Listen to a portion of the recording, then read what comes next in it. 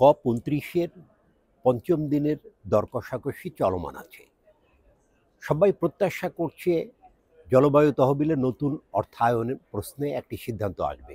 3 COP Presidency মিলিতভাবে যে ধারণাপত্র তৈরি করেছে তাতে $1 ট্রিলিয়ন এনসিকিউজির কথা বলা হলো। এখন পর্যন্ত নেগোসিয়েশনে 300 থেকে 600 বিলিয়ন ডলারের একটি তহবিল গঠন প্রশ্নে সর্বসম্মত সিদ্ধান্ত এসেছে। বা এটা চূড়ান্ত হতে সময় লাগবে, আলোচনা চলছে। কিন্তু পরিবেশবাদী এবং সিভিল সোসাইটির পক্ষ থেকে দাবি করা হচ্ছে এই তহবিলের পরিমাণ হওয়া উচিত $1.3 ট্রিলিয়ন মার্কিন ডলার।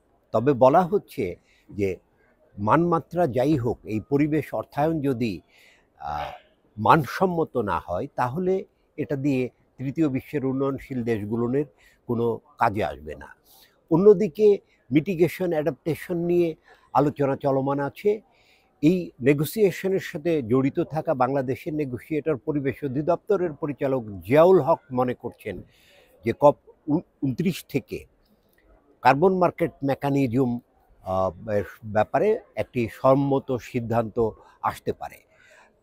কিন্তু দূষণ কমানোর জন্য উচ্চাভিলাষী এনডিসি গ্রহণ, মিটিগেশন এবং অ্যাডাপ্টেশন কার্যক্রমকে আরও বেগবান করা সহ অন্য সকল বিষয়ে সিদ্ধান্ত পাওয়ার জন্য 22 নভেম্বর পর্যন্ত অপেক্ষা করতে হবে COP এর পুরো সিদ্ধান্ত পাওয়ার জন্য। কিন্তু একটি হতাশা কাজ করছে এখান থেকে, তার কারণ দুদিনের রাজনৈতিক হাই লেভেল সেগমেন্ট বা ওয়ার্ল্ড ক্লাইমেট লিডার সামিট থেকে কোনো ধরনের দিক নির্দেশনা আসেনি নেগোসিয়েটরদের জন্য।